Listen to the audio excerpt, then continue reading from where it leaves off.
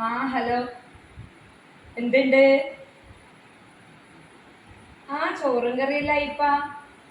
എന്തുണ്ട് വിശേഷം? കറിക്ക് പിന്നെ എന്തല്ലോ പച്ചക്കറിയെല്ലാം കൂടി ഒരു കറി വെച്ചിനെ. പിന്നെ തേങ്ങ പറിച്ചത് തീരില്ല. നിന്റെ അടുത്തുണ്ടോ തേങ്ങ?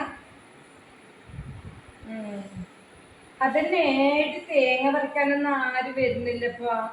വീണിട്ടെല്ലാം ഉള്ളതെല്ലാം എടുത്തിട്ടാണ് ഇപ്പൊ അരക്കുന്നത്. ഇപ്പൊ വീണത് എടുക്കാൻ പോവാനും പേടി തന്നെ. ഇന്ന് തേങ്ങ അരക്കാണ്ടാന്ന് കറി. അമ്മ എനക്കറിയില്ല, എല്ലാരും തേങ്ങാന്ന് പറയുമ്പോ ചിരിക്കുന്നു. തേങ്ങാന്ന് പറയുമ്പം പിന്നെ പറിക്കാൻ വരുന്നില്ല. നമുക്കറിയില്ല എന്നാന്നൊന്നും.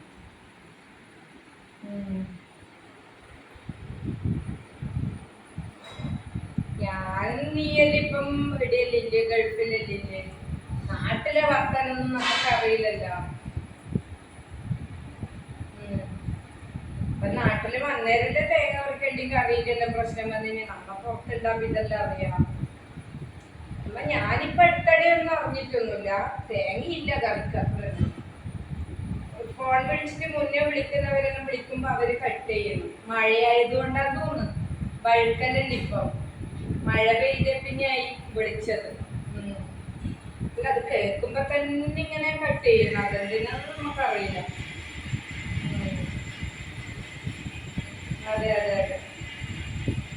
ആയിക്കോട്ടെ. എന്നാ ഒരു കാര്യമുണ്ട്, നിന്റെ അടുത്ത് പറിച്ചെടുത്ത് തരണം. എന്റെ അടുത്ത് പറിച്ചാൽ എനിക്ക് തരാട്ടാ.